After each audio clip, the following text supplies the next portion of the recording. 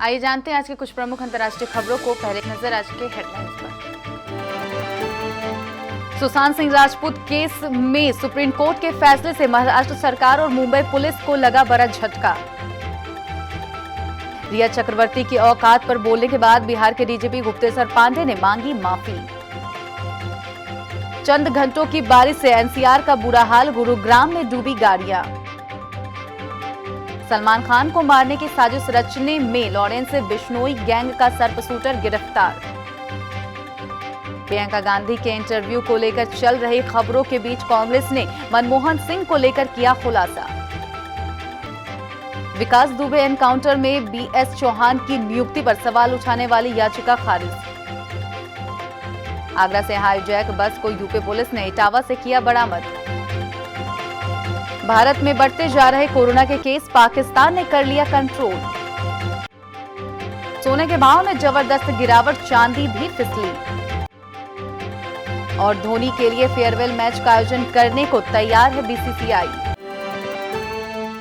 Supreme court ने बॉलीवुड अभिनेता सुशांत सिंह राजपूत को कथित रूप से आत्महत्या के लिए उकसाने के मामले में अभिनेत्री रिया चक्रवर्ती और अन्य के खिलाफ पटना में दर्ज प्राथमिकी की जांच सीबीआई को सौंपने के बिहार सरकार के निर्णय को बुधवार को बरकरार रखा। सीबीआई जांच का विरोध करती रही महाराष्ट्र सरकार और मुंबई पुलिस के लिए यह बड़ा झटका है। सुप्रीम कोर्ट ने यह भी कहा कि महाराष्ट्र सरकार एक सीमित दायरे में जांच कर रही थी।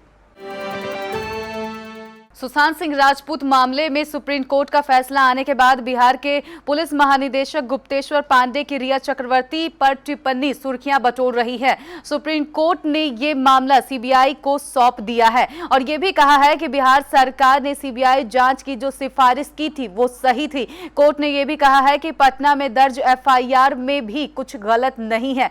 सुप्रीम कोर्ट के फैसले के बाद बिहार के डीजीपी ने एक सवाल के जवाब में कहा कि बिहार के मुख्यमंत्री पर टिप्पणी करने की औकात रिया चक्रवर्ती की नहीं है।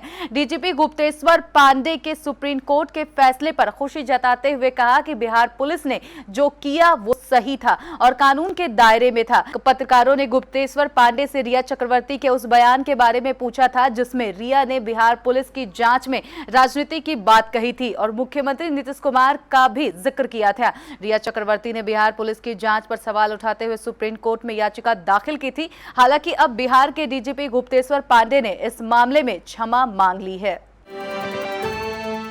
दिल्ली एनसीआर में सुबह से हो रही बारिश ने प्रशासन के जल निकासी की व्यवस्था के दावों की पोल खोलकर रख दी है। शहर के कई इलाके में इस कदर जल भराव हो गया है कि लोगों का बाहर निकलना मुश्किल हो गया है। साइबर सिटी की सड़कों पर पानी इतना भर गया है कि गाड़ियां तक डूब गई है। अंडरपास में पानी भर गया है जिसकी वजह से पुलिस को ट्रैफिक को भी डाइवर्ट करना पड़ रहा है। मौसम विभाग के मुताबिक आज यानी 19 अगस्त को दिन भर भारी बारिश होती रहेगी।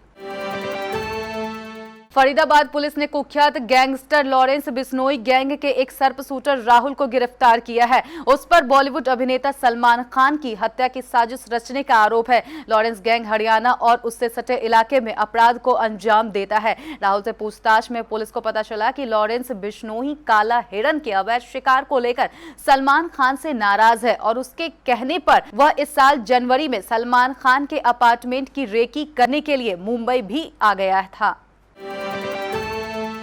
कांग्रेस महासचिव प्रियंका गांधी की ओर से पार्टी की कमान किसी गैर गांधी शख्स को सौंपे जाने के राहुल गांधी के विचार का समर्थन करने की खबरों से जूझ रही कांग्रेस ने आज एक खुलासा किया है। कांग्रेस ने कहा कि पूर्व प्रधानमंत्री मनमोहन सिंह ने इस्तीफा देने और राहुल गांधी के लिए रास्ता बनाने की पेशकश की थी, लेकिन राहुल गांधी ने पद लेने से इनकार कर दिया था। इससे पहले गैर गांधी कांग्रेस अध्यक्ष प्रियंका गांधी के सहमति जताने की खबरों पर पार्टी ने बुधवार को कहा था कि हम प्रियंका गांधी की 1 वर्ष पुरानी टिप्पणी में अचानक उपजी प्रायोजित मीडिया की रुचि के खेल को समझते हैं।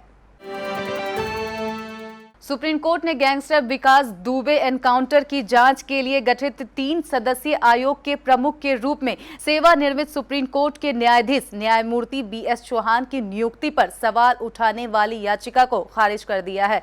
वहीं सुप्रीम कोर्ट ने पूर्व न्यायाधीश बीएस चौहान की अगुवाई में जांच आयोग को सुरक्षा भी प्रदान की है। इस मामले में विकास दुबे उसके सहयोगियों के जरिए कानपुर के बिकड़ू गाँव में 8 पुलिसकर्मियों की हत्या के बाद हुई मुठभेड़ की जाँच करना भी शामिल है।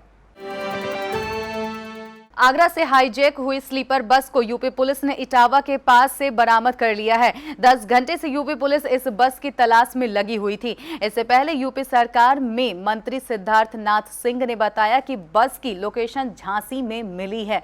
आगरा पुलिस के क्राइम ब्रांच से मिली जानकारी के अनुसार गुड़गांव से मंगलवार शाम 3 बजे पन्ना के लिए निकली स्लीपर कोच बस रात 11 बजे आगरा से आगे बढ़ी। रास्ते में दक्षिणी बाईपास पर महुअर के पास बोलेरो सवार बदमाशों ने हाईजैक कर लिया। बस में 34 सवारियां थी। बदमाशों ने अचानक परिचालन को अपनी गाड़ी में बैठाया और बस पर खुद कब्जा कर लिया। भारत में कोरोना वायरस संक्रमण के मामले जहां लगातार बढ़ रहे हैं, वहीं पड़ोसी देश पाकिस्तान में कोरोना केस का ग्राफ नीचे जा रहा है। महामारी की शुरुआत में पाकिस्तान के आर्थिक संकट और खराब स्वास्थ्य सुविधाओं की वजह से बड़ी त्रासदी की आशंका जताई जा रही थी। हालांकि पाकिस्तान के प्रधानमंत्री इमरान खान ने मंगलवार को कहा कि उनकी सरकार कोरोना वायरस महामारी पर नियंत्रण करने में कामयाब रही है। सोने के दाम में बुधवार को भारी गिरावट देखने को मिली। अंतर्राष्ट्रीय स्तर पर सोने के भाव में कमी का असर घरेलू स्तर पर भी देखने को मिला। एचडीएफसी सिक्योरिटीज के मुताबिक राष्ट्रीय राजधानी में बुधवार को सोने की कीमत 640 रुपए की गिरावट के साथ 54,269 रुपए प्रति 10 ग्राम पर रह गई। इसके पिछले सत्र में बाजार बंद होने के समय सोने का दाम 54,909 रुपए प्रति 10 ग्राम पर रहा था। दूसरी ओर चांदी की कीमत पर भी जबरदस्त दबाव देखने को मिला। सिल्वर प्राइस बुधवार को 3,112 रुपए की भारी कमी के साथ 59,450 रुपए प्रति किलोग्राम पर रही। पिछले सत्र में चांदी का मूल्य 72,562 रुपए प्रति किलोग्राम पर था। भारतीय क्रिकेट कंट्रोल बोर्ड हाल ही में अंतर्राष्ट्रीय क्रिकेट से संन्यास लेने वाले पूर्व भारतीय कप्तान महेंद्र सिंह धोनी के लिए एक फेयरवेल मैच का आयोजन करने के लिए तैयार है। बीसीसीआई के एक अधिकारी ने कहा कि बोर्ड आगामी आईपीएल के दौरान इस मामले में धोनी से बात करेगा और फिर उसी के अनुसार आगे का कार्यक्रम तय किया जाएगा। अधिकारी ने कहा, फिलहाल कोई अंतर्राष्ट्रीय सीरीज नहीं है।